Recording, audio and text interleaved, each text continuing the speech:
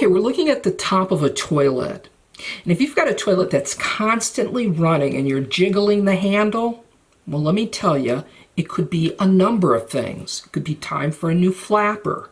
It could be that the flapper isn't sitting and having a watertight seal because there's mineral deposits that's preventing that. It needs to be cleaned off.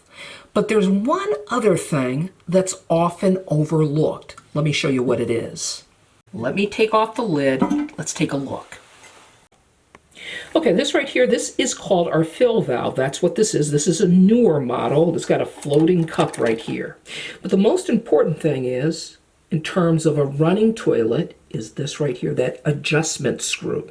Now what I'm going to do is I'm going to turn that adjusting screw to simulate a toilet that's constantly running. Now watch. So if you notice, the water is continually running, and that's because this adjusting screw right here, it needs an adjustment. And sometimes it's just a slight adjustment. So what I'm going to do is just going to make a slight adjustment here, all right? And that should stop the water from running. It doesn't take a lot.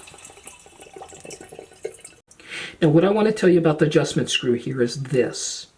If you turn the adjustment screw clockwise, it raises the water level. That's what we don't want. But if you want to decrease the water level, you want to turn this screw here counterclockwise. And that's what we need to do. Now, once you've made your adjustment to the adjusting screw, you have to flush the toilet once to verify that the toilet reaches the proper water level. Now we're going to wait here for the water to rise, and it should stop at the proper water level.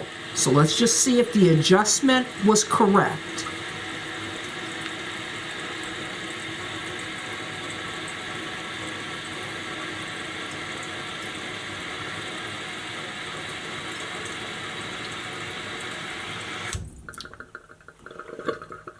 Perfect. Now maybe you're wondering, how can I tell about the water level? How do I know I've turned that screw enough? Well, here's the thing.